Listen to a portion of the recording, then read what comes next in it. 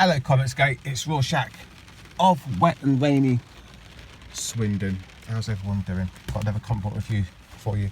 Doomsday Clock, issue number, is it number 8? Yeah, number 8. With some nice pussycat action on the front cover there.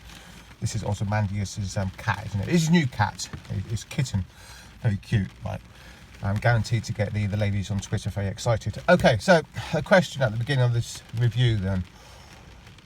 Do you want your comic book writers to keep their politics out of their books? So do you want politics in your comics? Because in this book we have a mention of President Assad and we have Vladimir Putin, Donald Trump's best mate. There he is, declaring war on America. Amidst that, you have a fictional country called Kandak, right?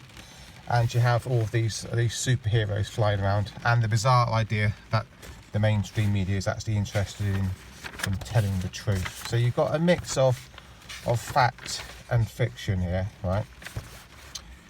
Where's the journalist saying that he likes truth? There we go. The world needs the truth out there, so why are you working for a newspaper, dude? So, of course, the question I've just asked you was a trick question, in that you're going to get undercover politics in your comic books rather than the overt kind of politics, kind of half truth, half bullshit politics you're getting here. In everything that you pick up from the comic book shop today, it's going to be very, very political, but it's going to be politics in a way that can be plausibly denied, right? So the comic book writers can say to you, the people like Brian Michael Bendis can say to you, after giving you another book about an empowered young girl with all her hair chopped off, that this book is actually nothing whatsoever to do with politics, because what the left does today is they use culture to inform their politics. So if you agree with their messaging culturally, there's only one party that you can vote for, and that's obviously the Democrats in America and Labour Party, the left in the UK, and all the socialists all over Europe. Because what they're pushing here in their cultural message is the idea that the West, Europe and America is at its core a bad place, that it's racist, it's sexist, it's been ruled by evil, bigoted white men, and that all the discrepancies you see in the outcomes of society, that there's some rich people, some poor people, that's all to do with the bigotry of the ruling class, which are white guys. So if you believe that cultural message, then you're going to be supporting the left, and that cultural messaging, that programming is unanimous throughout the pages of all comic books. So all of your comic books are very political, just in a manner that the comic book writers, the Bendises, can say, well, there's no politics there at all, I didn't even mention Donald Trump. That's how it goes. So my opinion on the matter then, and putting the overt politics in the book with the actual, the character of Vladimir Putin here, is that it comes across as being a little bit dumb, really. It doesn't really make any sense, because the problems in the world today involve the big old corporations here that Sir Jeff Johns, who's writing this book, is working for, rather than the individuals, the crazy mad dictators who he's portraying as the villain here. I found it very noticeable that despite having Putin in the book, despite having a mention of Assad gassing his own people, which is another mainstream lie. Remember, Assad has been fighting ISIS for the last few years. ISIS supported by Israel, supported by the US. So he's been defending the people of his country for a more secular future, away from radical Islamic extremism. And he's been portrayed as a bad guy in the mainstream media, as gassing his own people. They always do the he's killing his own people thing in the mainstream news. I found it very telling that Jeff Johns couldn't bear to bring himself to portray Donald Trump in this book, and so instead he's got a stand-in. That's the Oval Office, obviously, and we got Ozymandias there, a white guy with blonde hair as the baddie. Why can't Trump be in the pages of this comic book? Because Putin was, but it's because if they have Donald Trump in the comic book, then their hatred and their bile will be fully revealed. There'll be no hiding anymore. That they despise Donald Trump because Donald Trump is not one of them. They are globalists because they work for these big corporations, are globalist corporations, and Donald Trump is a nationalist. That's all it is with Donald Trump. Donald Trump wants America to be America, and the people working for these comic books, these big corporations, they don't want countries at all. They want open borders. They want everybody mixed together. They want utopia on Earth, which I've said lots of times before in these videos is absolutely impossible, and we'll just end up making the place, well, a Mad Max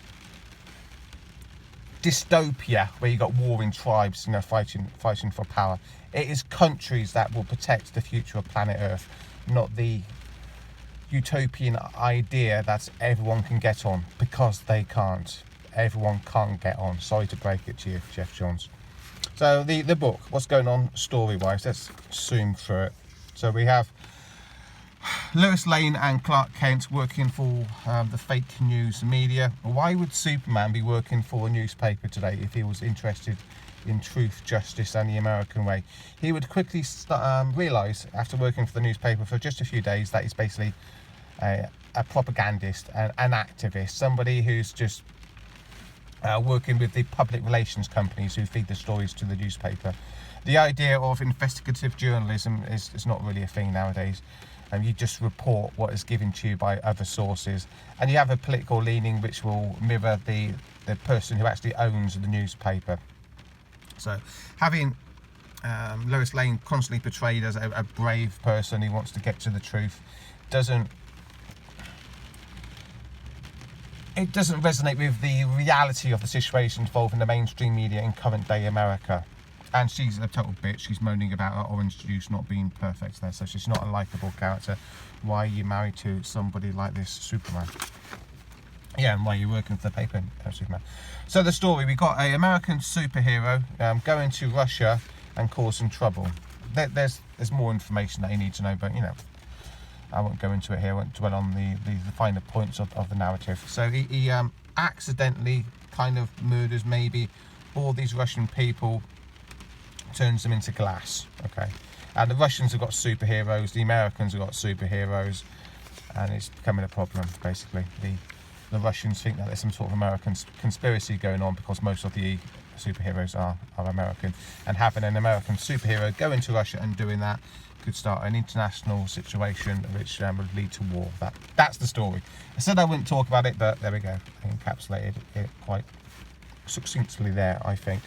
So Superman then flies to the fictional country of Kandak, meets with Black Adam. So it's strange, isn't it, having a real country like Russia than a fictional country like Kandak.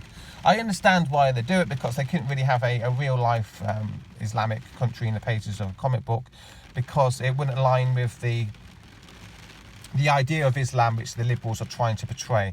Because the reality of Islam is not tolerance, it's not human rights, it's not, you know, equality for women. That only comes in the West. So they've got to do a fictional version of an Islamic country in Kandak. And the dictator of Kandak says that Assad gassed, I'll just read it out. His family, this kid's family, was killed in the civil war. His younger sister gassed by Assad, the Russian puppet.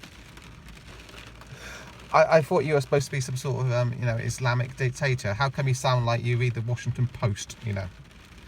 So when the comic writers try to be smart and try to hide their politics, and try to, you know, invent fictional countries like Kandak and have Superman flying around and Black Adam, they kind of expose themselves, because it's very hard to write a political story and not show your political bias, and you can really see it there. You can really see that Jeff Johns, the writer, is a Washington Post, a CNN, a mainstream media, which is fake news media and junkie. So he gets his information from unreliable sources, and it comes out in the pages of the comic book.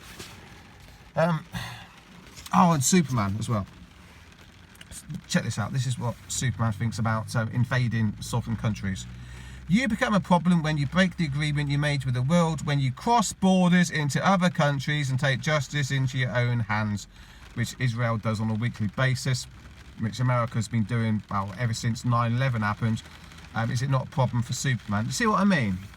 When you have a character like Superman, it's supposed to be, you know, the epitome of morality and doing the right thing. You think, would he not do anything about what's happening in America now and has been happening in America for a long time with all the foreign interventions? Because it doesn't really make sense, does it?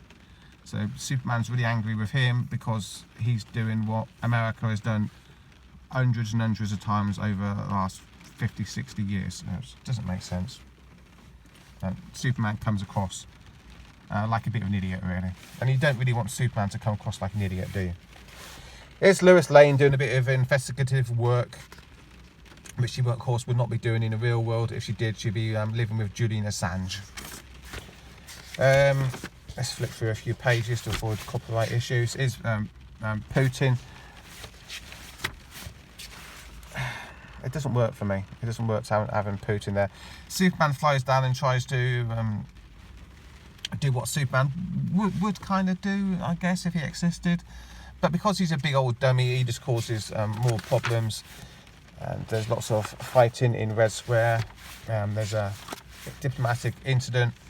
And you got the stand-in for Donald Trump at the end of the book saying, yes, it begins with a good quote here. I don't know if Jeff Johns fully understands it, though. The quote from H.L. Mencken. The urge to save humanity is almost always a false front for the urge to rule.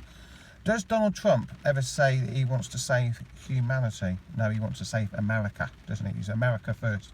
It's on the hat, make America great again. It's not make the world, make humanity great again, is it? So you have to be wary of the people who talk about humanity, talk about the peoples of the world rather than countries. The people who talk about global warming and the United Nations people, the global body people, the European Union people, those people who say everyone can get together, there can be unity, we can save humanity. Those people, like H.L. Mencken says there in the quote, want to rule. The people who just want to stay in their own countries, do their own thing and trade with their neighbours, that they're not the people who have the urge to rule. So this quote really reveals the truth about Donald Trump. Donald Trump is not the dictator that the left thinks he is, because Donald Trump just wants America for Americans, doesn't want to rule humanity at all. I don't think Jeff Johns would get that. But I don't know. I'd have to have a conversation with the guy himself to see where he's, what he really thinks. But just the clues that lit throughout the pages of this comic book, the mention of that Superman, talking about foreign intervention being a bad thing, and also Assad gassing his own people, would indicate to me that Jeff Johns is a CNN boy, a mainstream media type of guy who gets 10 minutes of news in the morning, doesn't investigate any further, and thus doesn't really know what's going on in the world. But as a whole, then, Doomsday Clock, issue number 8, it's feeding off of the past. Isn't it? It's not really doing anything new. It's not really going to be remembered this time next year. It's not going to be a new Watchmen, because if you want to do a new Watchmen, you have to leave the Watchmen completely alone and do something brand new. You're not getting anything brand new in Doomsday Clock, unfortunately. But it's, looking at the standard of comic books that you get today, it's probably a 7 out of 10, and that's pretty good, because most of the stuff you get in your comic book store is really, really poor. This is just slightly above average in my opinion. But what's yours? Let me know in the comments down below. Thanks for checking out the video. Please like and subscribe and hit the bell for instant updates. I'm going to do a bit of shopping. Cheers guys. Later.